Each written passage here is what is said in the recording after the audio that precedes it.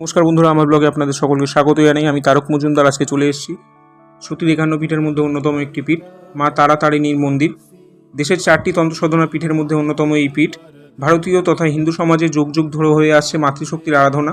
তেমনি উড়িষ্যার ঘরে ঘরে প্রভু জগন্নাথদেব পূজিত হলে উড়িষ্যার অধিকাংশ ঘরে মাতৃশক্তির আরাধ্য হিসেবে পূজিত হন দেবী তারাতারিণী। উড়িষ্যা গঞ্জাম জেলার ঋষিকুল্য নদীর তীরে কুমারী পর্বতে অবস্থিত মা তারাতারিণী এই মন্দির। এই মন্দির সতীর ৫১ পীঠের মধ্যে অন্যতম। কালিকা পুরাণ অনুযায়ী জানা যায় এই স্থানে দেবী সতীর স্তনযুগল পড়েছিল। উড়িষ্যার ঋষিকুল্য নদীর তীরে কুমারী পর্বতের ওপর অবস্থিত এই তন্ত্রপীঠ শক্তির আধার দেবী পার্বতীকে তারাতারিণী নামে পূজা করা হয়। দেবী তারা ও দেবী তারিণী নামে দুটি চন্দনচর্চিত ব্রহ্মশিলা স্বর্ণালঙ্কার ও রূপালঙ্কারে সজ্জিত হয়ে মন্দিরের গর্ভগৃহে দেবী মূর্তির পায়ের কাছে বিরাজমান। বাম দিকেরটিকে বলা হয় তারা এবং ডান দিকেরটিকে বলা হয় তারিণী। তারাতারিণী নামে পূজিত হয়ে থাকেন দেবী। এই শিলাখণ্ডের মাঝখানে স্থাপিত দুই যমজ দেবী দুইটি চলন্ত প্রতিমা। তবে এই পীঠাধাস্ত্রী দেবীকে সাধারণভাবে মা তারা